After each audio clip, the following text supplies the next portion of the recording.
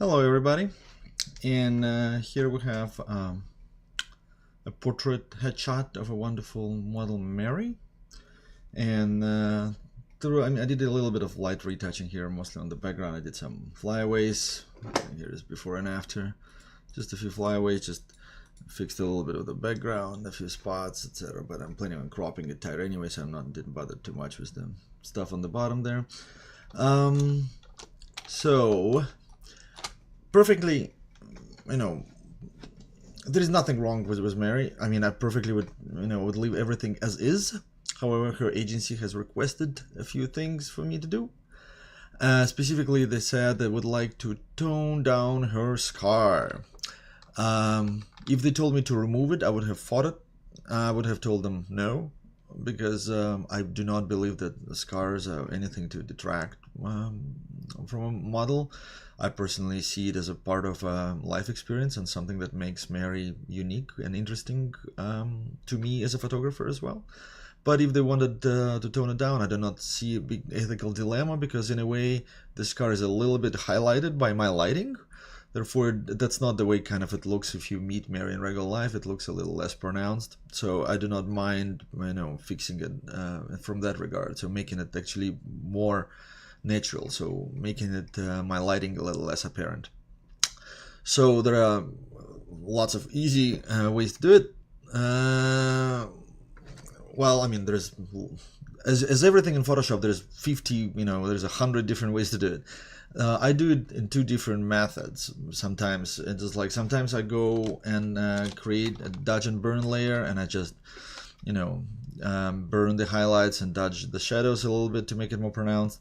However, that's kind of a longish way to do it. A lot easier way to do it is just I would just start a new layer, and we'll call it scar fix. And the easy way to do it is a soft heal brush. So heal brush is just a soft heal as healing brush, and hardness is all the way at 0, so that's what makes it soft. So we're gonna just clone it all the way completely. Just remove it, remove a few artifacts that are left over, and then there are two ways we can do it. We can either just change the opacity of the entire layer until we're happy with what we see. So you can just kind of bring it back. Is it too much, too little? So like, say, like so. Maybe a little more, like that. So this is a little less pronounced. Here's before and after, just a tiny little bit, maybe a little more. There we go. So that's an easy, like a quick one. The other way to do it, I'll just delete this layer. Oh wait, actually I will not delete this layer. I'll just bring the opacity all the way back. The other way to do it would be to create a layer mask. And right now, so this appeared, and we'll just take a low flow black brush. So that is just a regular brush, black, and it's low flow. Hardness is on 0, it's soft, and flow is at 4%, so that's a low flow brush.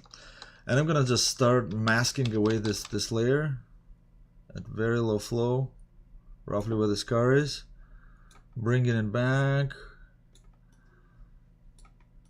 just the way I like it. There we are.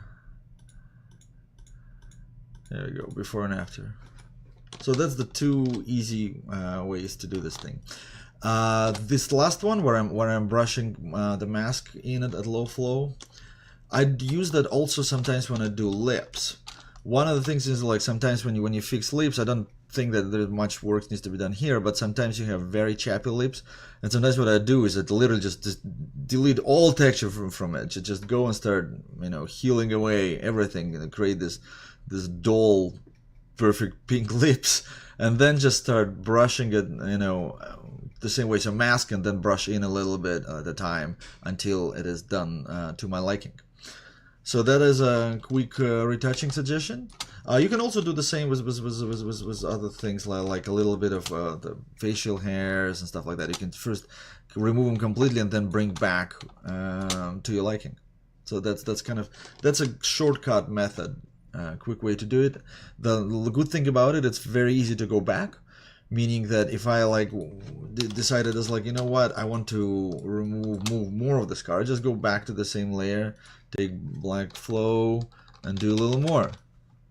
And so just like I bring some of the scar back. If I decide vice versa, I go to wide low flow brush and then bring it back a little bit. So it's just, you can adjust it even if you decided to change your mind in the morning, you're retouching at night, you go back, look at it, and you're like, oh my god, I completely removed all her texture, I need to bring it back. Well, guess what? You don't have to redo it, everything from scratch. It's pretty easy to bring stuff back. And it can be a combination of both. Like if you brushed it in, and now I can still change the opacity of the whole layer to my liking. So here we go. That's a quick and easy suggestion for you for retouching away minor blemishes.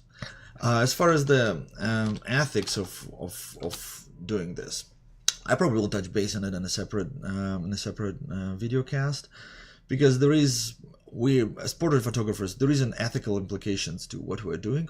So maybe I'll record one in just a few minutes about the ethics of retouching. All right, thank you, and I hope to talk to you hopefully in just a few minutes.